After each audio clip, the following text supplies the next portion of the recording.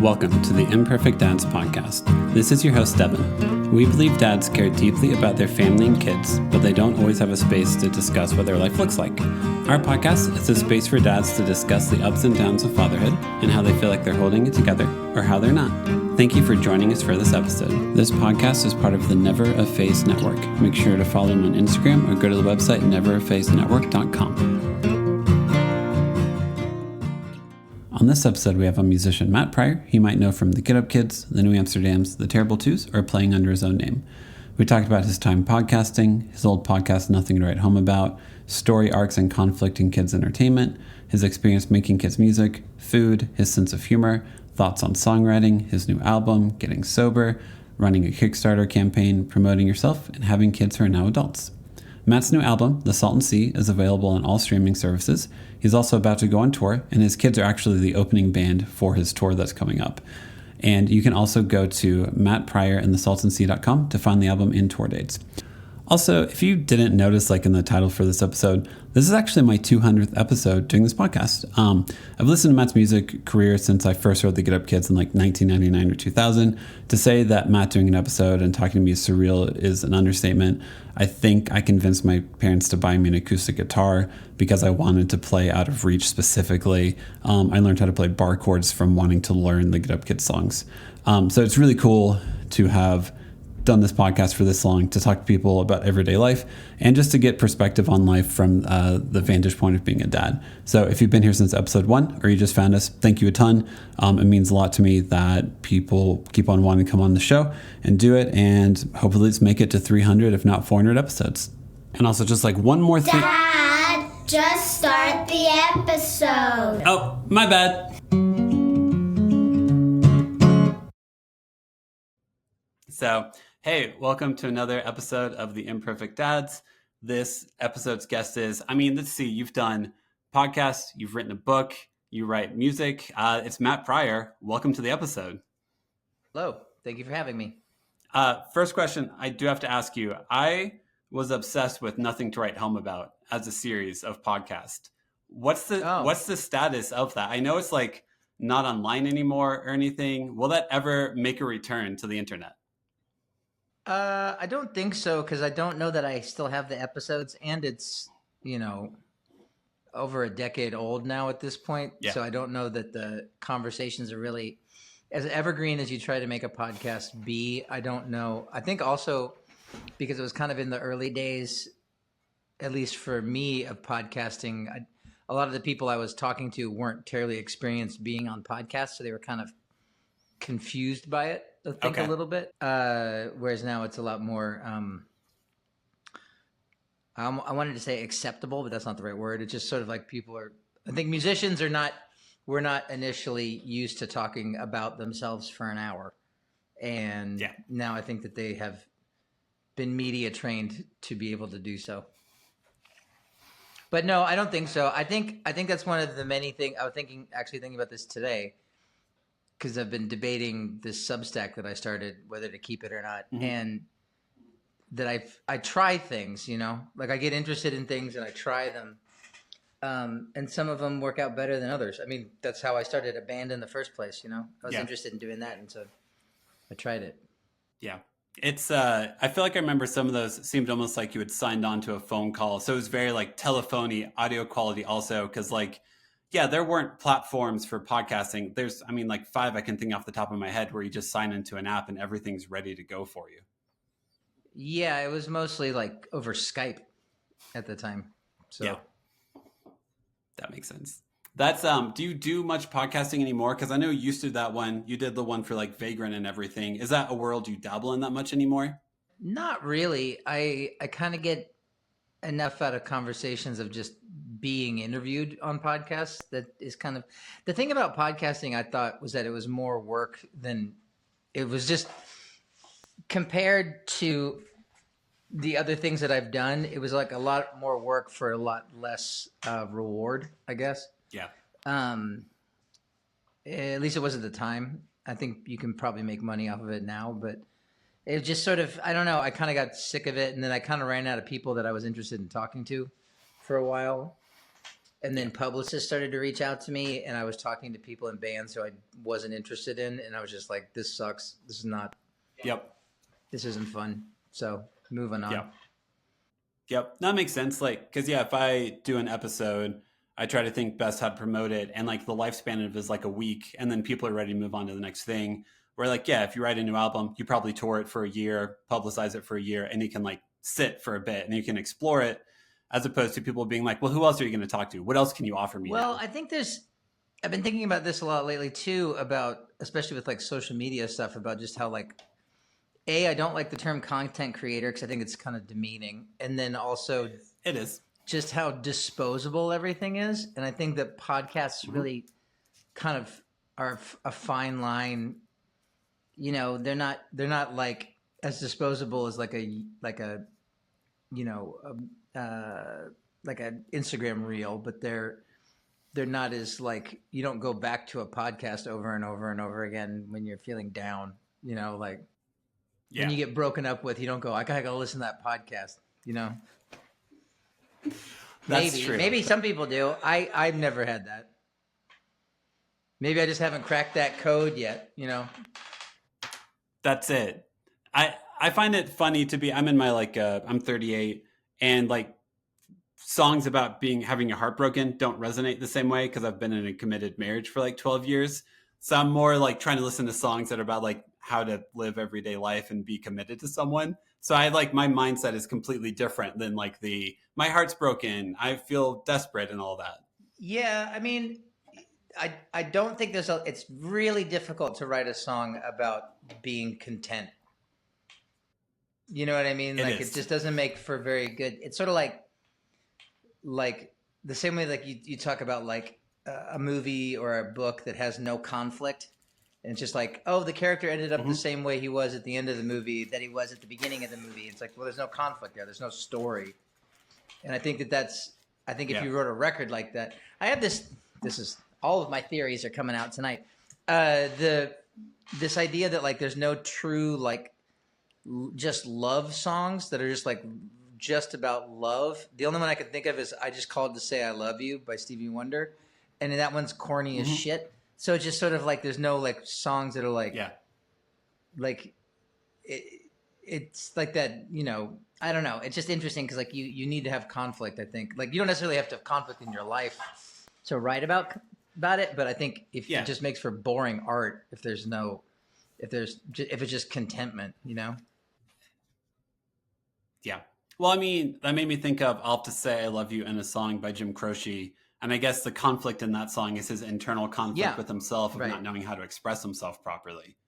But you're right. Well, I'll use this as a segue into like kids entertainment, because I feel like kids entertainment is interesting to me because it's like the conflict in it can be the most boring conflict ever. I bet your kids are too old to watch a lot of kids movies anymore, but trying to figure like whenever you have like a 5-year-old, the conflict in a kids movie is like, that boy stole my car.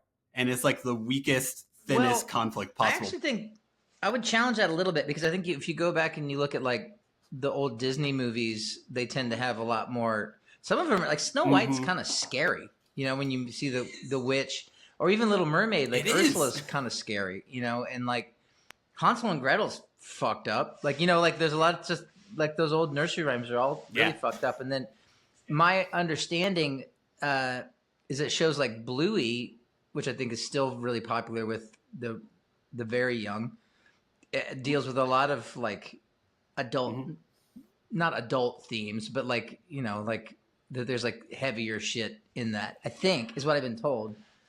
But yeah, I think that like when you get into the thing of like, I mean, children's entertainment is rough because it's like, you know, you kind of have, I think it's gotten dumbed down more. Like when you look at like old Sesame Street and old Muppets, you know, Jim Henson stuff, it's a little bit, they're trying to like toe the line between making it entertaining for the adults as well as for the children.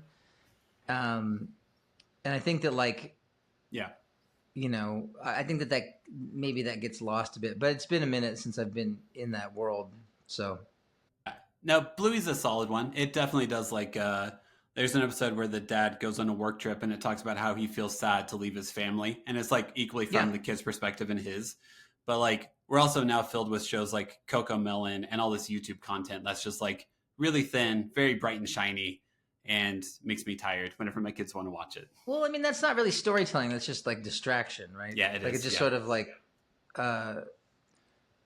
there's no, I mean, I think that like good children's media that's geared towards children tells a story and has a reason for being, and isn't just like I remember the Baby Einstein videos when my kids were really little, and it was just like, it's just a fucking video of a toy. And it's just like, and nothing else. And it's just like, I mean, good on the gal who invented that and made all the money, but it just sort of like, there's nothing enriching about that. It's just distraction. No. It's just like, Yeah. I've talked to a lot of dads, and they're always just like, I don't understand YouTube. My kids watch other people do things that they could do themselves. Like they watch videos of that. Yeah. Someone explained it to me one time that we used to go over to a buddy's house and watch him play Super Mario Brothers. You know what I mean? Like we'd all sit in the room and be like, you'd be waiting for your turn, or you'd go to the arcade even and like watch, like, I think they did that in Stranger Things when that Dragon's Quest game came out. That was like the animated one. Is that what it was called? I think so. Yeah, that seems right. Yeah. There was just like, it was like entertainment. Like you just gathered around and watched somebody else play video games. And so if you think about it from that perspective, I guess I understand it. It is when you like put it on paper, it just sort of seems like a waste of time. But we did it. We turned out okay, I think. Maybe. Somewhat. Yeah. How'd you, I know we talked a little bit, you live in Lawrence, Kansas. How'd you end up living in Lawrence, or what brought you to live in that city specifically? Well, I was touring a lot. My wife was going to school in Boston, and then when she graduated, we decided to move back. We're both from Kansas City, so we moved back to Kansas City for kind of to like regroup and get married. And then I just kind of fell in love with Lawrence because a lot of my friends were here, and there were a lot of other good bands here. There's a lot of places to play. There's good food, good beer, good coffee. And then we just started having kids, and then we've just been stuck here ever since. That makes sense. It does take a lot of inertia when you have kids to be like, all right, we're going to go somewhere else, because it's like you've already got a rhythm with all your community around you. Well, and then her folks moved out here, and like our family's in the area. And so now we were actually talking about this tonight, because she's finishing up her PhD, and our kids are older, and I can kind of work from wherever. And so it's just sort of like, well, where are we going to go? I'm like, I don't know. Mm-hmm. Yeah. What's how old are your kids, or how many kids you have, ages, all that good stuff? I hesitate to call them kids because they're all actually adults. They can all vote. 18, 21, and 23. Yeah, that's not kids. That's adult children? What's the correct term? I just call them adults. I call them the kids all the time. I don't know. I don't. It doesn't come up that often, honestly. Okay. Yeah. Are they in college, high school? They're all graduated from high school. One of them's at KU, and then the other two work at a bakery and are playing music with me and going on tour with me on my solo tour that starts next month, and next year. Oh, sweet. How's it feel to have your kids like want to pursue a music career and to go on tour with you? It's cool. They're talented. All three of them play music. My oldest boy, the one that's in school, he composes like more like instrumental, like electronic stuff. Like I think his ultimate goal would be like someone who scores like video games, like that kind of stuff, which I haven't, which is sort of like my job adjacent. You know what I mean? Like it's just, and then the other two are sort of like punk rock kids, and like they're both talented enough to make a living as touring musicians, but they both have seen me do it for so long that they know it's not this like glamorous, it's a lot of gas station burritos. You know what I mean? Yeah, that's fair. Because I would imagine your son, if he wants to do soundtrack stuff, I feel like that's the element of a music career where you like do sync placement, or like you write music for commercials or for TV spots and stuff like that. I have no idea. I mean, it's a whole different world. it's a tangent of the industry that I don't know anything about. Yeah. I lived in Nashville for 18 years and I had some friends where like whenever they needed to make some extra money, that's what they would do. They would hit up, they had like a contact at somewhere where they place music for them. That's cool. And they would just make music beds basically and be like, hey, here's a happy sounding song. Do you want it? Does anyone want it for a show? It's probably decent money if you can get it. What do you feel like your kids have learned about watching you be on the road? Like, is there any aspect of that life that you feel like they're specifically like, Dad, we watched you do this. We know how hard this is. Anything like that? I mean, we haven't really talked about it that directly, but like, I think that they definitely think of it as a job. Like, I think I've always done a good job of of sort of demystifying it and like kind of being like, this is, cause like, I'm not, playing arenas or anything like, you know what I mean? Like, this isn't like, I'm not flying to every show. It's just like, this is a working class, kind of blue collar club band. You know what I mean? Like it just sort of like, so it's a lot of, it's basically just, it's running a small business is what it is. And it just, so like I think that if they've learned anything, it's that, and that it takes a lot of work. It's really gratifying. It's really rewarding, but it's not, all parties. Yeah. It seems like anymore, the reality of being a musician is you're a small business owner. You've got to like create a brand, create image, create all this stuff and hope that you break through the noise. Because of like the way the industry was started, or at least with rock and roll, that it's like this sort of like it's running a small business while you're pretending that you're just completely aloof to the whole thing and having this extended adolescence. And sometimes you can do that, but not if you want to. I mean, I'm pushing 50, so it's like not if you want to have a long career at it. Like, I feel like you've always changed yourself creatively over the decades where if you've gotten burnt out, I feel like you're always doing new creative stuff for yourself. I mean, I do get burnt out, but I do try, like try different things, like talking about doing podcasts or writing a book and stuff like that. And like, so I try to keep it, I was going to say I try to keep it fresh, but that just sounds like some sort of like stupid follow your dream kind of bullshit. Yeah. But I try to keep myself interested in what I'm doing. Because I think if I get bored with it, then the work suffers. You know what I mean? Like, and it just becomes like tepid. Yeah. I think if you're creating something and while you create it, you're like, I don't like this creation. I feel like that's usually the metric I go off of like, if I think this sucks, why would I think someone else would suddenly enjoy it? Well, yeah. But then if you're in a negative headspace about it, you can be like, well, I need this to work. I need to keep this ball rolling because this is how I make my living. And that is just like it's a bad headspace loop to get into because then you're doing it for the wrong reasons. I feel like regardless if you do a creative career or not, lots of people get to almost 50 and they're like, what did I do for my whole life? What did I do for a career? And have some struggle of conscience of like, what did I spend all my time doing? So I think it's human.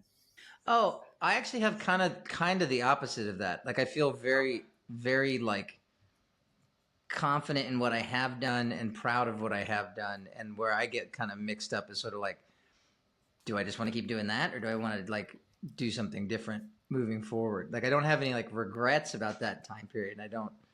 I wish I could have been home more when my kids were little, but I mean, I needed to make money, Yeah. What phase, whenever your kids were younger, what phase of your career were you? Were you still Get Up Kids or more New Amsterdams? A little of both. Like my daughter was born in 2002, which was when she was born like about a month before we left for a tour for our third record called On a Wire, which was like one of the bigger tours that we ever did. There was this like kind of like momentum at the time, but so there was kind of Get Up Kids for a few, like full on for a few more years. And then I quit the band for 3 years and just did New Ams. And then there's a little bit of both after that. Gotcha. So that was probably a pretty heavy tour schedule while your kids were pretty young. Yeah. Yes. More than I would have liked, for sure. Yeah. I guess your kids are starting the music business world life without having their own kids of their own, so they don't have to worry about that aspect of life, right?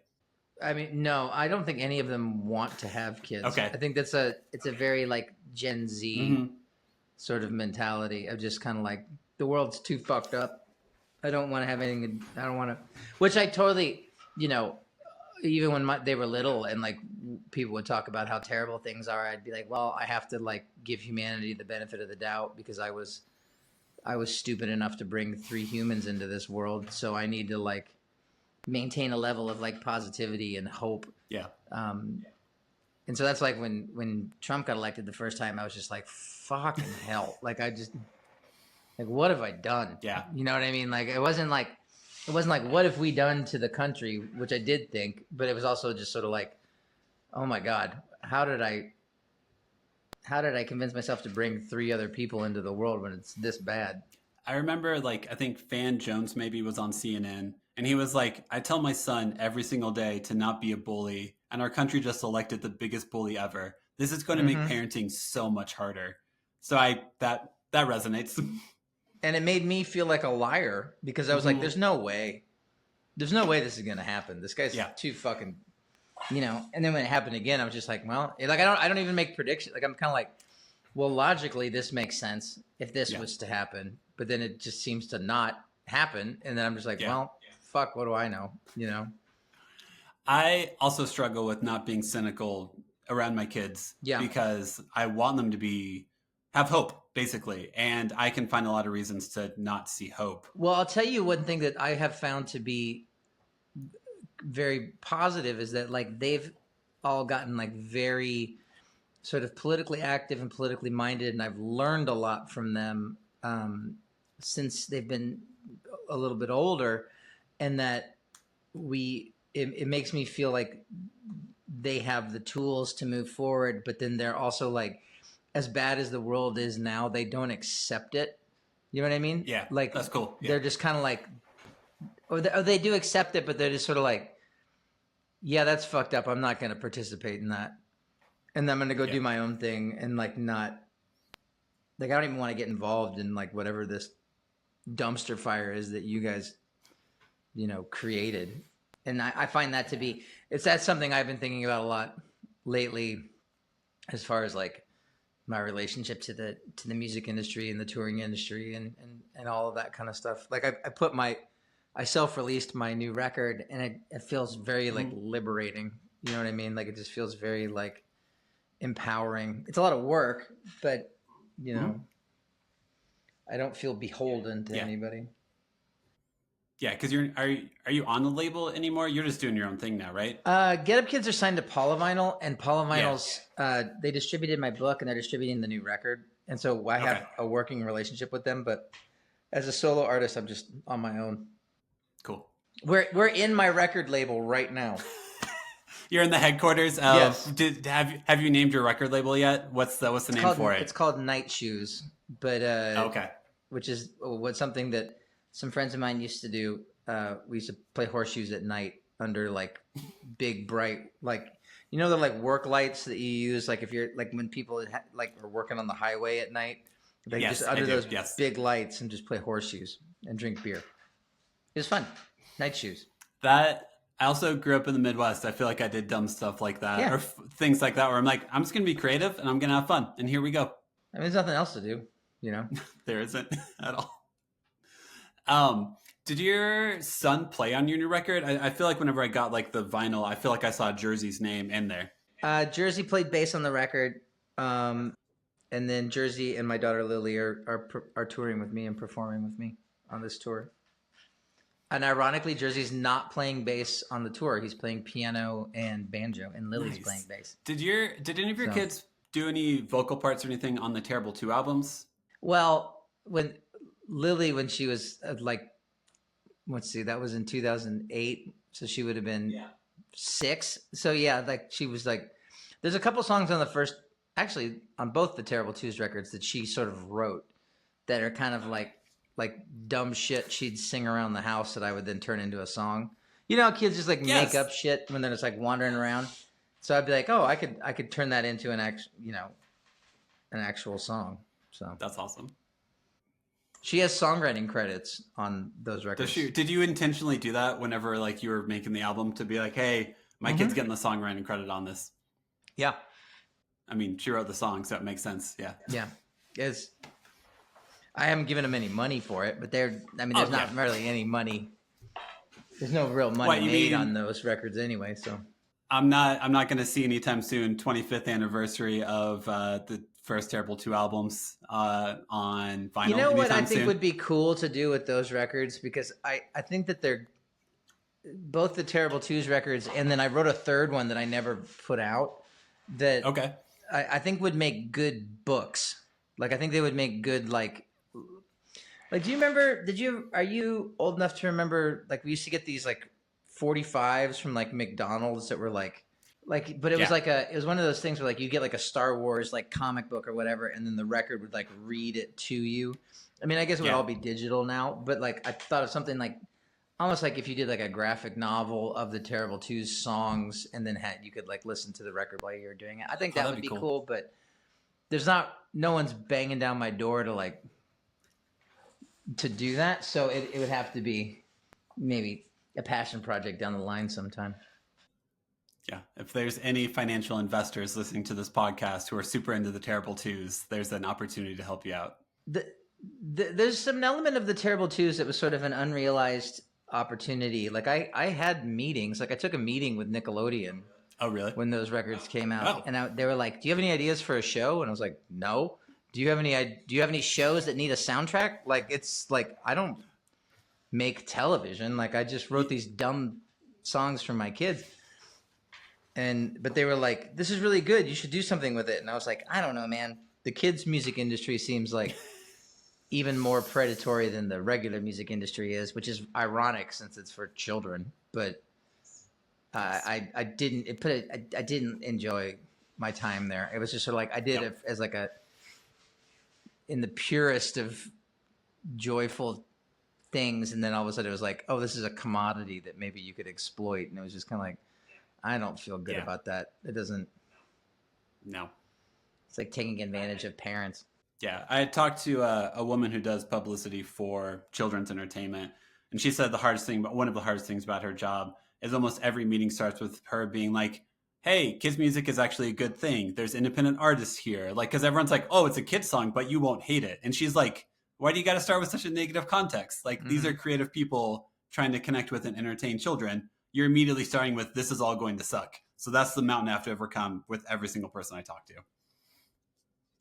It'd be a tough, I mean, even when I was doing those records, like there were plenty of artists who were like, decent, but it was just sort of like, I think that it's like that with any genre of music, really. It's just like the glut of it is just so bad that it's just, the thing that I always struggled with children's music that was geared towards children is that it would be kind of condescending.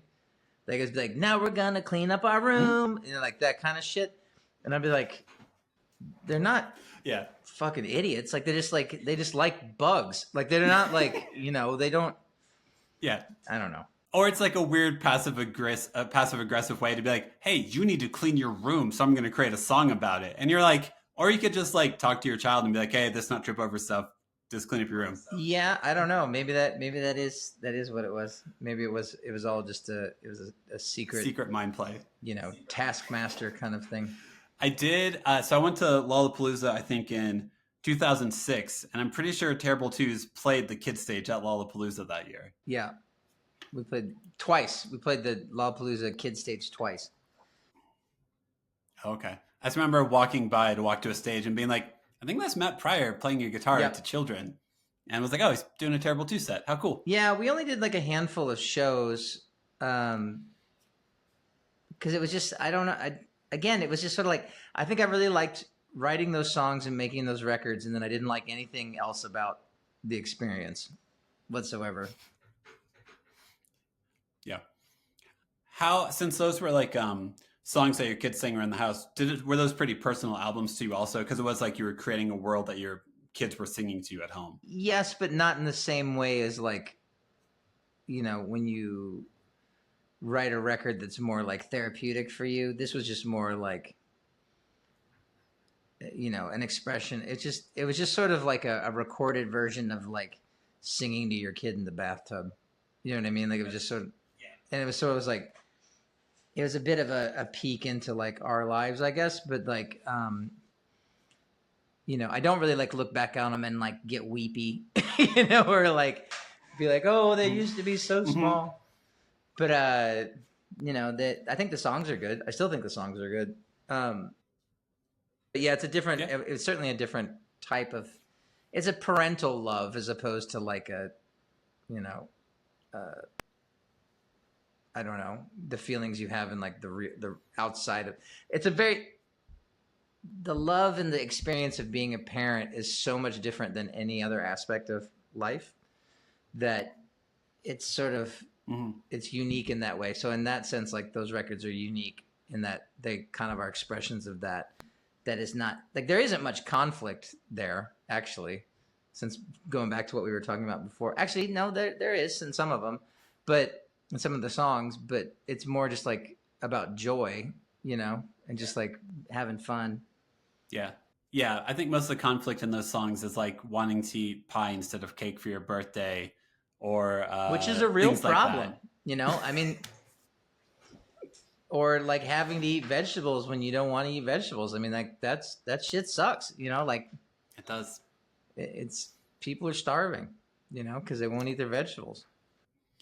Are you more cake or pie? What's your go-to dessert? Well, I'm actually diabetic, so I'm not. Okay, sure. I'm not yeah. either. I'm not a big cake person. I do like a key lime pie, or like a shoe fly pie, something with molasses in it that's like a more complex flavor, Yes. Are you a bit of a foodie? Yes. I mean, okay. Not in the derogatory way. I cook a lot. Yeah. I know a lot about food. I got really into like food history for a while. I think at some point when I first started getting kind of disillusioned with the rock and roll lifestyle, I got really into cooking, and like I'd sit on the tour bus and watch the Food Network for extended periods of time. I'd watch Food Network and wrestling. And then so I just got really like experimental with food. And then I got really into like food history and stuff. So I just know, and then I got really into gardening. So now I know a lot about like the botanical side of it. Oh, cool. So that's awesome. I was friends with, or I've had on the podcast before. I think you might have been there before. Audrey's in Nashville. Yeah. Have you? Sam Jett is the guy who's in charge of that now, and he's very big into like learning about the plants, like choosing the farms in the Nashville area, respecting the produce. Sean Brock's place, isn't it? Yeah, it is. Yeah, he recently left it, and Sam has now taken over it. Okay. But yeah, it's very focused on like Appalachian food. Like it's almost like elevating your grandmother's kitchen is like the entire purpose of it. And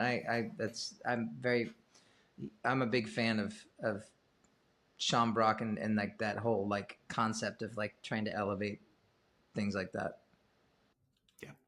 And all of his food is delicious, so it really helps. That does help. Do you cook for your kids that often? Like, are your kids adventurous eaters? I mean, they're more so now that they're older. Mm-hmm. They really love gumbo. We eat a lot of gumbo. I don't know how that ended up being. That's awesome, but yeah. But then, I've gotten a lot busier. They all cook as well, and they really, like, I think at one point we did, when I was on tour, we got one of those like Blue Apron, like meal kit things. And they started like doing, because my wife's in school full time. So they would end up doing a lot of the cooking, and just like, I think they got into recipes like that way.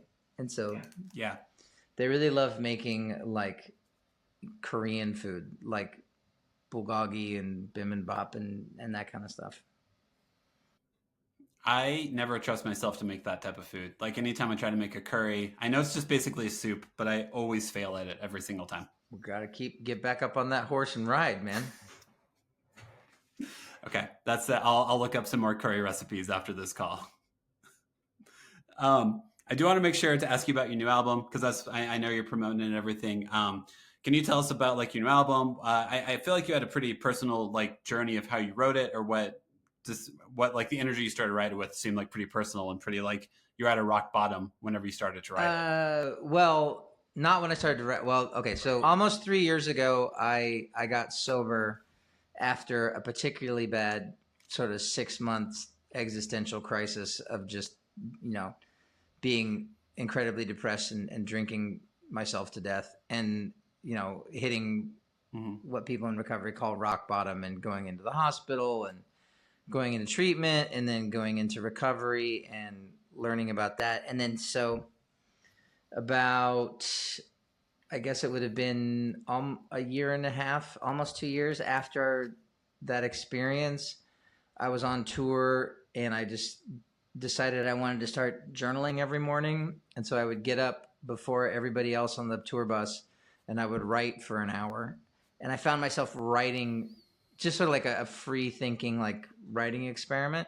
And I found myself journaling about that time in my life and how I was feeling and how dark it was. And I realized that I think I was doing that subconsciously because I didn't want, it was not a positive, it was a very dark, negative experience. And I knew I wanted to remember it, but then I also knew that I would probably try to forget it because it was so bad. And so I was like writing it down, and then I was like, well, this is a story. Like there's a beginning, middle, and end to it, and I was like, well, maybe I should make this into a book. And then I was like, or maybe I should make it into a record. Cause I've always been kind of fascinated by the concept of like, I don't like the concept of concept records in the sense, because I think that just sounds like you're trying to force a story into a record. But I was curious to see if I could do a record that had a narrative arc, kind of like in the like Joseph Campbell sort of like, I don't know if you're familiar with Dan Harmon at all, but like the kind of like story structure of that. Yeah. And so I started to map things out using those principles and just trying to be like, but then also with this thing in mind of like, but these still have to be like good pop songs. Like they still have to be like I don't want to sacrifice, I don't want to force a story in a bad song. Like the song's got to come first. You know what I mean? So that was sort of the experiment. Yeah, I do. And I wrote these 10 songs that were based off of these journal entries, and I just made a record out of it. So it's a concept in the sense that like all the songs are about a particular time in my life, but and like I think it tells a story, but it's kind of convoluted. And I think that like, you ever hear when people describe concept records and you're just like, I don't know, man, that doesn't make any goddamn sense. And I think if I explained it to you, that would kind of be like, that's not really the point. Plus, I'm trying to make it so that it was like an actual record that people wanted to listen to, not just like a think piece, and so that's sorry if that's an overcomplicated explanation of it. No, not really. No, I think concept albums are fascinating to me, but it seems like this album's more like just like a, hey, here's a very real look into my life at this, who I was at this point in time. But also, I want you to like the songs, so I'm trying to balance that. Yeah, I did intentionally try to write a story arc, and I think that, like everything I write, it gets a little bit obtuse, and so maybe you wouldn't be able to tell what the story arc is, but you might like the songs, and like that's more important to me than whether or not you get the story or not. Gotcha. Because I don't ever think of you writing a concept album, and I listen to a lot of musicians who write concept albums. I don't think I would ever claim. I mean, unless it was like I was going to write about someone in particular. You know what I mean? Yeah. Like I can't imagine. It's also just, it's very arrogant. I think it's a very arrogant concept. Like it's just sort of like, I have elevated myself above other songwriters. You simpletons obviously cannot understand how complicated this is. Yeah. My prose that I put into here, and just like, that's what it feels like when you say concept record. And I go like, shut the fuck up. Is the song good? Yeah. Like the song didn't really, like a good lyric won't save a bad song, but a good song will make a bad lyric sound fucking genius, It will. I think when I studied audio engineering, the phrase they used a lot was, you can only polish a turd so much. If it's a bad song, it's a bad song. It doesn't matter how pretty you make it sound. Well, and that's an audio engineer thing too. Of just Very like, much so. Good gear won't save a bad song. It won't. You know, it's just that's absolutely polishing a turd. It's lipstick on a pig. Yeah, because I feel like when someone does a concept album, I love them, but I'm also like, why didn't you just write a musical? I feel like just go write a musical instead. Well, I mean, that's kind of what it is, you know, Pretty or much. like a rock opera, whatever that is. Hazards of Love by the Decemberists. That one just goes full in. They have like the organ to set the musical theme for the entire album. And I'm like, and I think they've dressed in character. But also the Decemberists are very much that style of band where they perform a play. I like the Decemberists quite a bit. Some of my bandmates hate them, and they call them library rock. And I was like that. Well, yeah, but I'm really fascinated with language. So yeah, you know, it's like people who don't like Bob Dylan. You know what I mean? It's just like it's too dense. It's like, all right, I get it. It's fine. Yeah, I like it. But yeah, library rock. Or they feel like they're being lectured.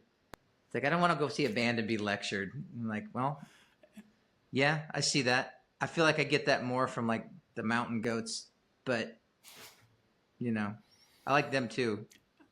Yeah. The Decemberists are just a really fascinating 7-minute long history lesson. That's what all their songs are for the most part. I mean, they're the only people I've ever known who've been able to work the word petticoat into a pop song. Or panoply. I think they use panoply in the song also. Chimbley sweep. What is it? Chimbley sweep. Yeah. Yep. Yeah, Chimbley sweep. Yep. Did you ever read any of Colin Meloy's books? Like he does like young adult I did. novels. I read the first one, the Wildwood. Is that what Wildwood? It's called? Under Wildwood. Yeah. Mm-hmm. I read that one, and then I kind of fell off. But he's a very talented, gifted lyricist, interesting singer, and really interesting novelist as well. How was the Kickstarter process for you? As you've done it one other time, right? Yeah, it was kind of stressful, honestly. It's been I think I learned a lot from it, not the least of which is that I think a rule of thumb with a lot of things in the music industry, like when you're talking about like tours or records or whatever, that like there's a lull. There's like, especially because everything now is so like front loaded. That it's like you announce it and it does the thing and then it's dead. And then like right before it ends, people are like, oh, fuck, I forgot to do that thing. Yeah. It's like walk-up tickets at a show. It's like you sell 20 tickets ahead of time and then 150 tickets the day of. And just like, oh, well, okay. You guys can't read a calendar? Like, come on. Like it just... Because it's stressful to then... for 6 weeks be like looking at that 20 tickets sold and be like, the Kickstarter was only 28 days long, and the first like week we got like a third of the way, and then it just died. Yeah. And then like it got past a certain threshold. I realize now probably would have been easier to just like pay for it myself and then just like be like, hey, we made the goal, like yeah. But we did, so Jersey and I did all the fulfillment. We just are finishing that up now. So it was like 700 records we sent out, and it was like, nice. It was a lot of work, but it was really, I don't know. I like mailroom. It's like, I've been watching that Ken Burns American Revolution documentary and packing records. It's been great. That's not awful. No. Cool. It was meditative. I'm learning so much about the American Revolution.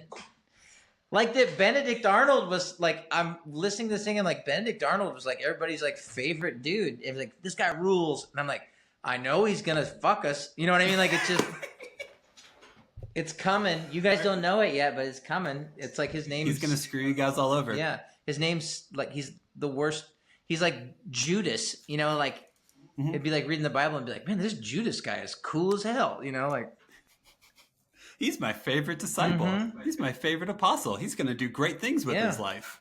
He's really got it going on. When you order vinyl for that, because I know you've got like the people order the vinyl on Kickstarter, do you like factor in like ordering enough so whenever you go on tour, you've got like more merch to sell as well? Yeah. I mean, you have to. There was some complicated math, but I wanted to make sure that I had enough to like I have a backstock for the tour now.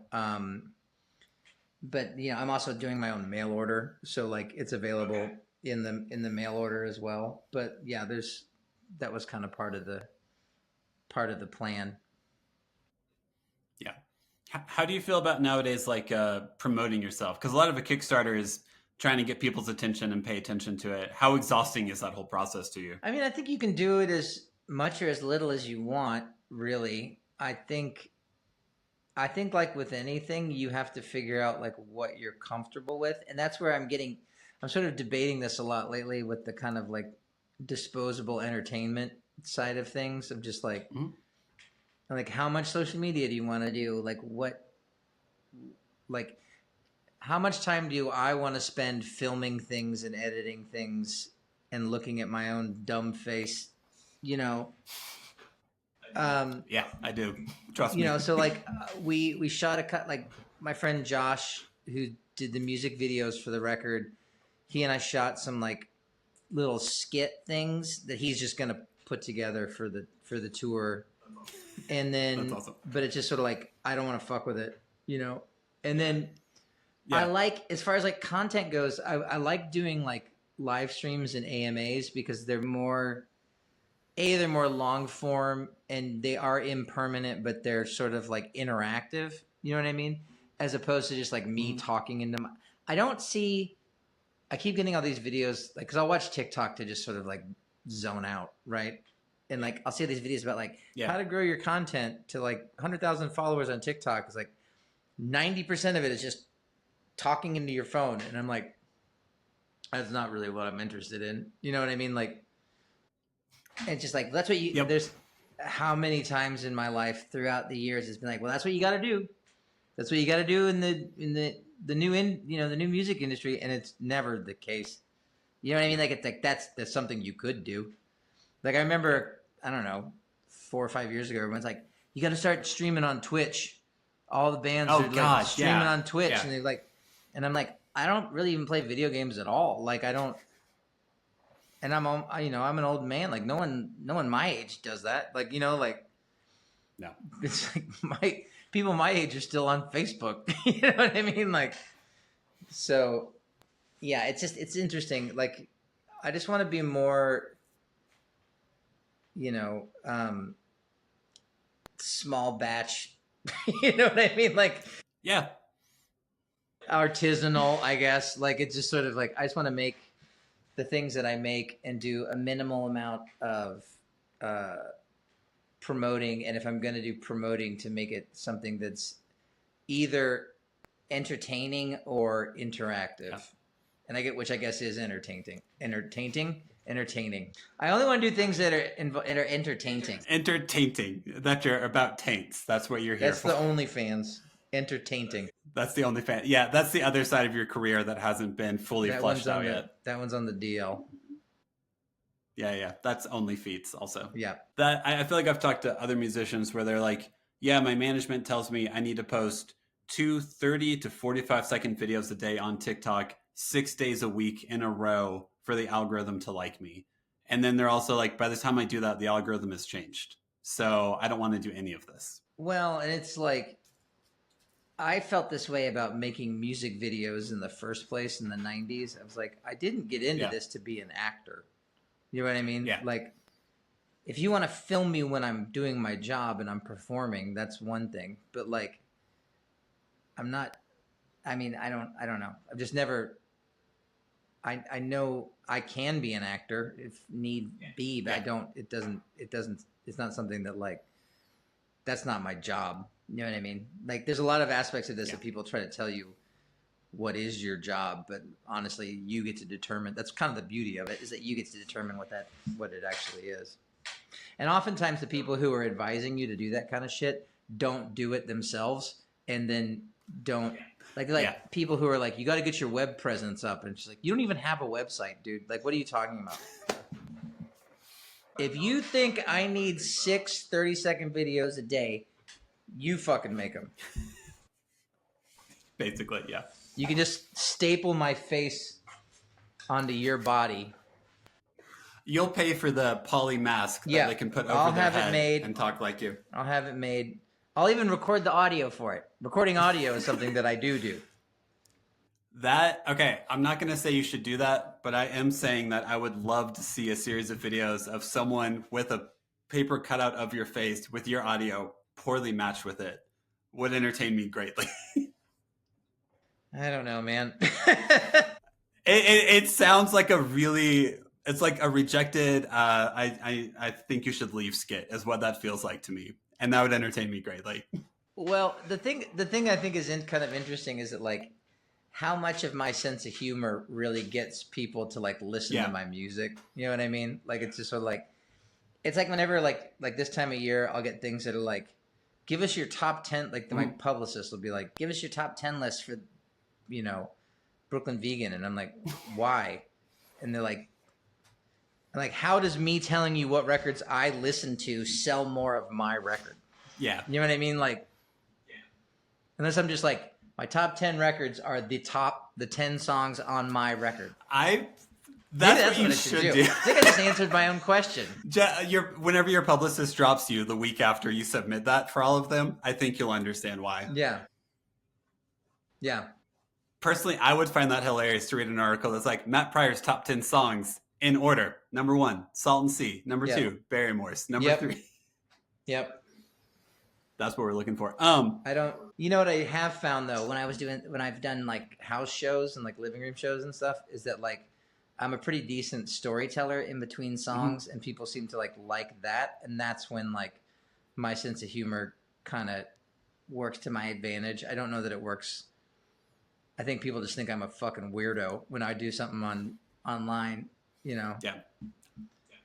But I think having the context of the aura of the night and everything does make a difference for that. Because if you're just telling a dry story and someone reads it, then it's a different vibe. Yeah, there's got to be a way to do it that's worthwhile. But I don't know. I haven't figured it out yet. And I just don't have fucking time to try and figure it out. So. Yeah. You're like, I'm already trying to get this record out there. It's not real front of mind right now. Well, you'll write your comedy album next. That'll be your next creative outlet.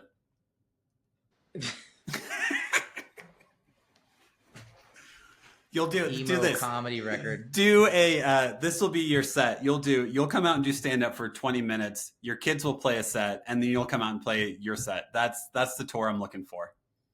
It'll just be a traveling minstrel show. It'll be the Pryor family band, and we'll do it all in like a tent revival style. That's it. Yeah, like out in parking lots, all wearing white seersucker suits and fedoras. Yeah. How's your auctioneer voice? Do you have a good one? No, I don't. I could be like a really like slow auctioneer. Okay. You know, like give me 5. Give me 5. Did I hear 5? Anybody got 5? No. Okay, never mind. Moving on. Never mind. I guess that's on. Okay, my favorite obscure joke from Mr. Show with Bob and David is whenever they came back and did the new series on Netflix, and they did the judge. And they did the no-nonsense judge, but she was sick that day, so they did the some-nonsense judge. And then at the end, that judge got sick. I don't remember that one. And then by the time the skit ended, the some-nonsense judge was sick, so there was an only-nonsense judge. And it was the guy who does SpongeBob's voice, Tom Kenny, I think. Yeah. It was just him running around like in a wizard's hat, just ripping up things the entire time. It was pure stupidity. It's one of my favorite bits I've ever watched. That's so funny. I'll probably start wrapping the episode down, just in the interest of time and everything. Before we do, is there anything you wanted to say about your album or any other like promotional piece you want to make sure to say about it? It's quite good. I'm a fan. I like it. I'm going on tour next year with my children who are adults. It's actually the first time I've gone on tour because when my kids have gone on tour with me before, they've all been underage. And so I've had to there have been times when I remember I was doing a tour. It was me and Chris Conley from Saves the Day doing an acoustic tour. And we played a show and they wouldn't let my daughter into the bar at all. And so I had to sit in the van with her while Chris played. And then he had to come out to the van and sit with her in the van while I played. And this is the first tour where I've always just been like, well, yeah, everybody's over 18, so no worries. That's the real glamour of being a touring musician with kids right there. Oh yeah, that's the dream. Sitting in a van with your daughter being like, all right, Chris said he was only going to play for 45 minutes. I should probably walk in there. Well, I'm just like sitting in there, watching whatever on my laptop, waiting to go on stage. Like, it's just funny. So, Matt, how I end every episode is ask a series of 5 questions to every guest. Okay. They're pretty lighthearted. They aren't rapid fire. First question is, did you have any backup names for your kids? Like, did you have any names that you guys almost named them? My wife wanted to name our daughter Lily, wanted to name her Stella. And I said only if her middle name was Artois, like the beer. Yep. And then Jersey's name is Jersey because at the time, so I have Lillian, Elliot, and Jersey. And Lillian and Elliot became like very popular kids' names like right after they were born. So like there's like 4 Elliots that are Elliot's age, my Elliot's age.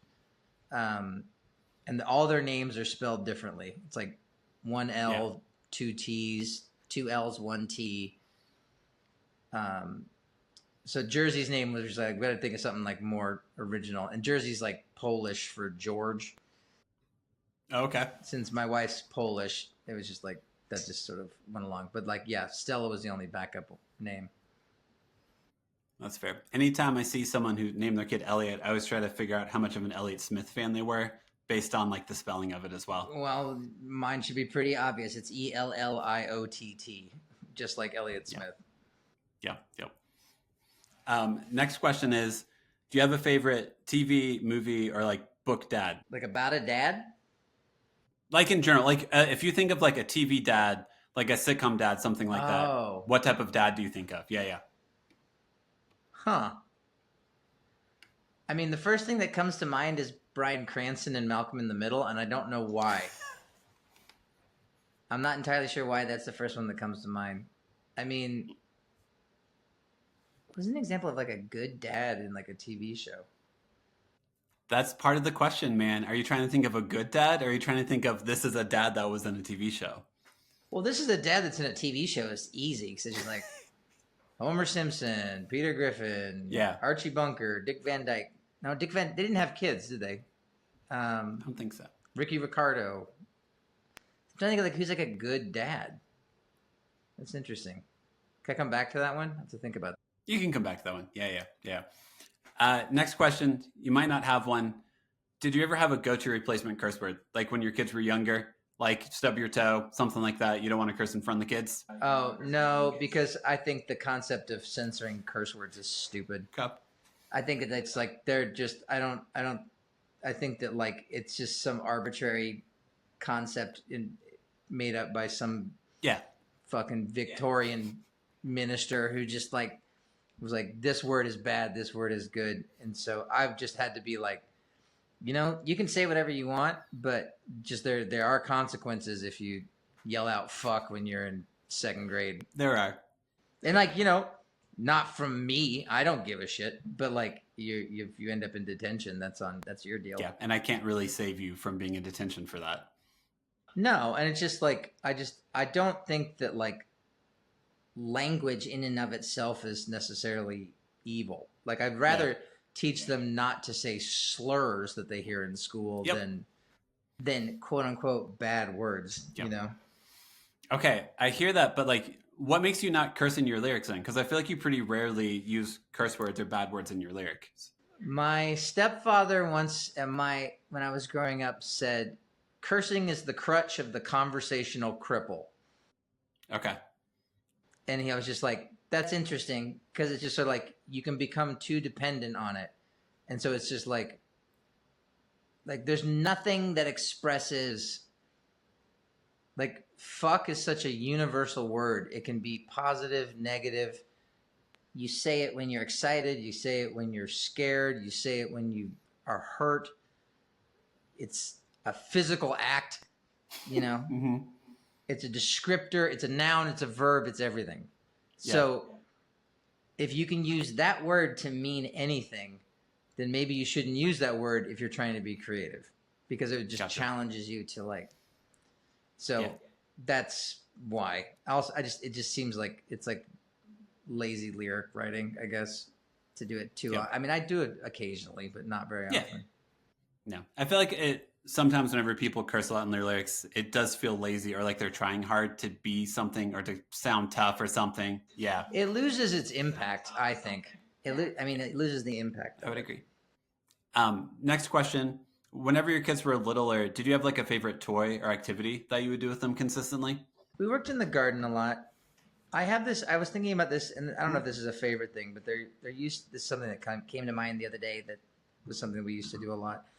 So there used to be this radio show that was on the public. It was on the NPR station out of Kansas City, KCUR, and it was this guy Chuck Haddock, and it was called The Fish Fry, and it was all like, it was just sort of like old timey rock and like pop and soul, like big band, like it's just like fun old timey kind of music. And like they would sing this song at the beginning of it that was about going to a fish fry, and like when the kids were little, we'd get in the kitchen and like dance to the fish fry song, and they would get all excited that the fish fry was on. And it was just I was thinking about that the other day, because I was like, I don't think that I wonder what happened to that Chuck Haddock guy.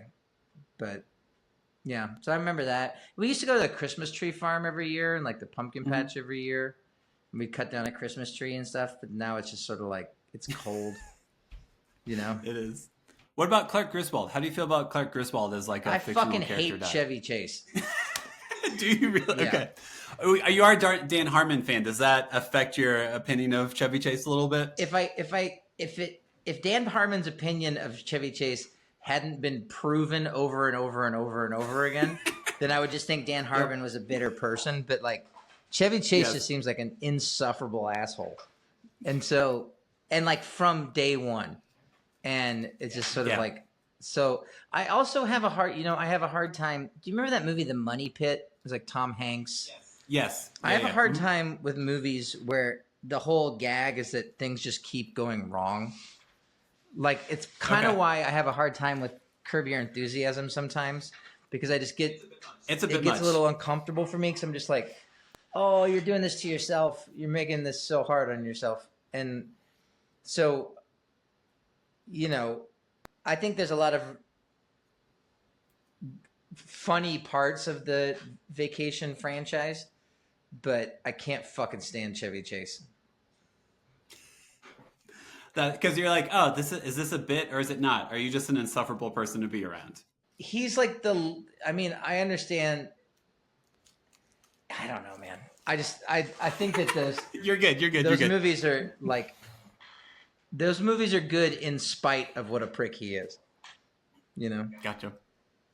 That's fair. Eric Idle getting hit on the bicycle in European Vacation when he's like spewing blood. It's just like, it's like the Black Knight scene from Monty Python. Yeah. But in that, you know, it's just like, just a flesh wound, you know. Yeah. That's awesome. And then last question. Let's see. If you had one, what was like your least favorite kids show? Like whenever your kids would go to watch it, would you be like, this is crap? Was it? You know what I fucking hate? Caillou. Caillou's the worst. I fucking hate Caillou. It's that whiny bitch. My wife loves Caillou. Really? Yeah. And then I would always be like, I'm a little whiny bitch. Whiny, whiny, whiny bitch. Like all he does is fucking complain the whole time. Yep. And she's like, he's adorable. And I'm like, he sucks. He's just not a good person. He's the Chevy Chase of animated children. That's actually probably the most common answer is every dad is like, he's a whiny bitch. I hate the tone of his voice. I don't understand what this character is. And I hate how my kids act after they watch him. Well, talk about like, you know, sending the wrong fucking message. Like he never learns anything. He just fucking complains about everything. Like it's just sort of like, I don't see the point of it. So I don't know. That one always bugged me. And then most of the other kids shows, I could find like the redeeming qualities in them.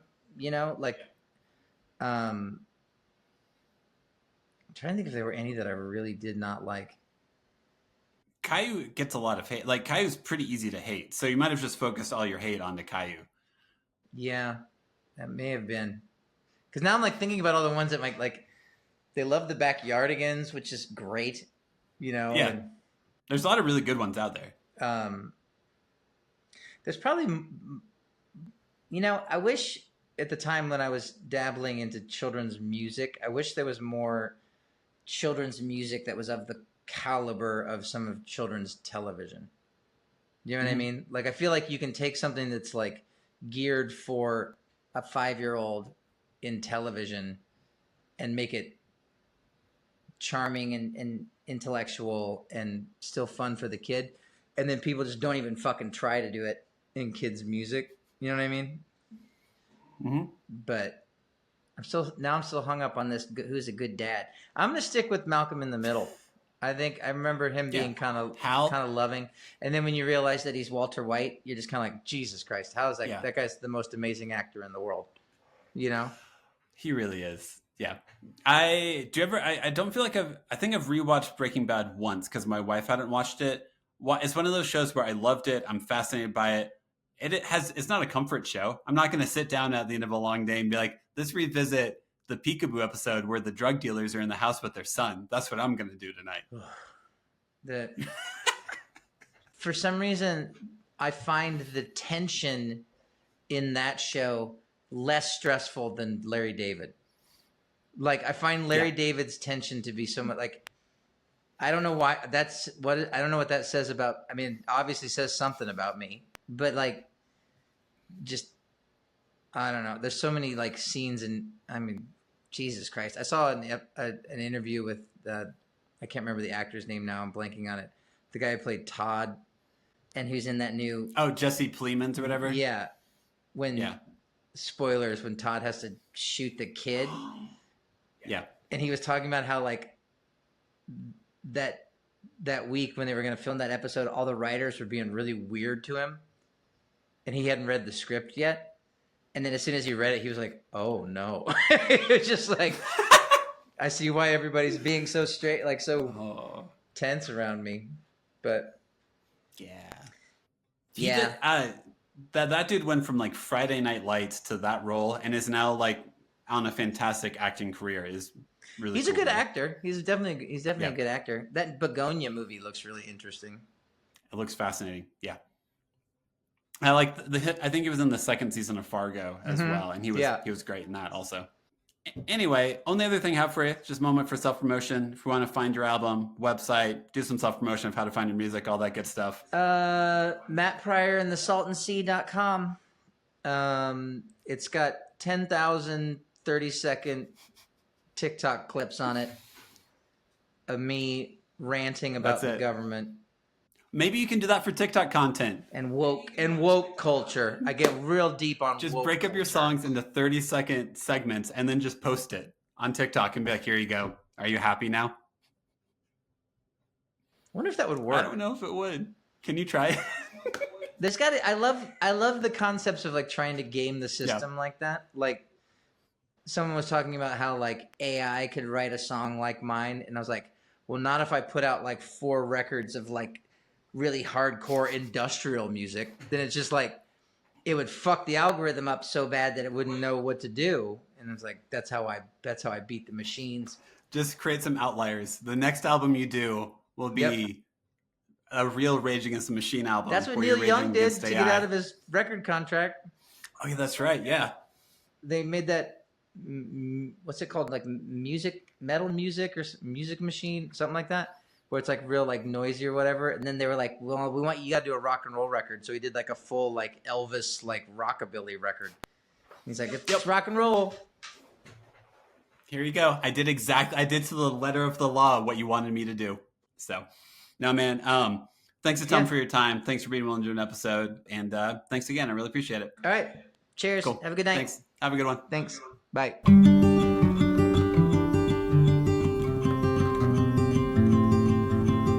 Thank you so much for listening to the episode. Make sure to follow us on Instagram, TikTok, and YouTube at the Imperfect Dads Podcast. And make sure to give us 5 stars wherever you listen to us. Music, editing, and production is all done by me. Make sure to tune in on Mondays and most Thursdays for new episodes. This podcast is part of the Never Effaced Network. Make sure to go to nevereffacednetwork.com to learn more about them.